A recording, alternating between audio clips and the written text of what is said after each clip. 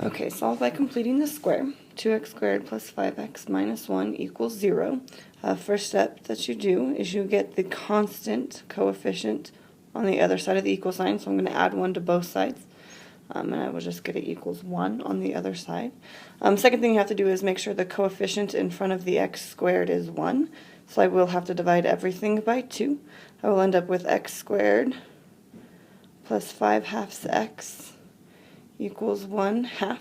Okay, and then you have to remember, once you get the coefficient of the x squared term to be 1, you do have to take this middle number divided by 2 and then square it. Okay, so you're going to take the 5/2, you're going to divide that by 2.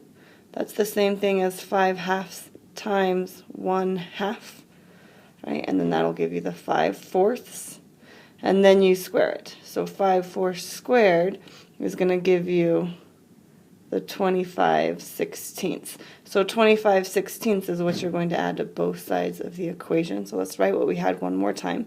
I had x squared plus 5/2 x equals a 1/2.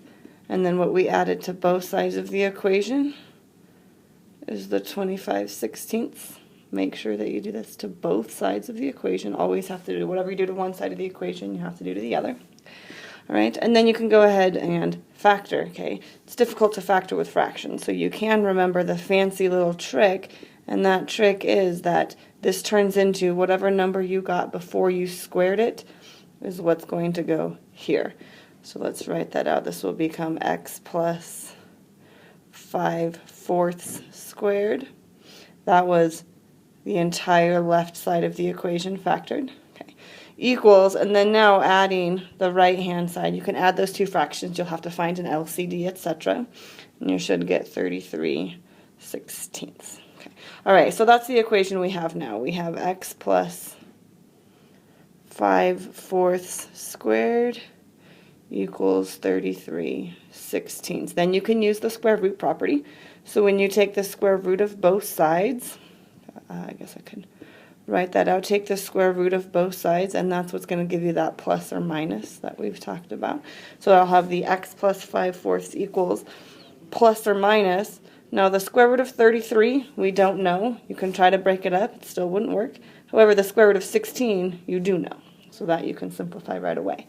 And then you have to isolate x, so I'm going to subtract 5/4 from both sides. And if you subtract 5/4 from both sides, just don't forget that it's still easier to have the plus or minus last.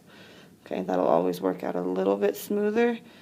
So let me get this to be, okay, now we've got the x by itself.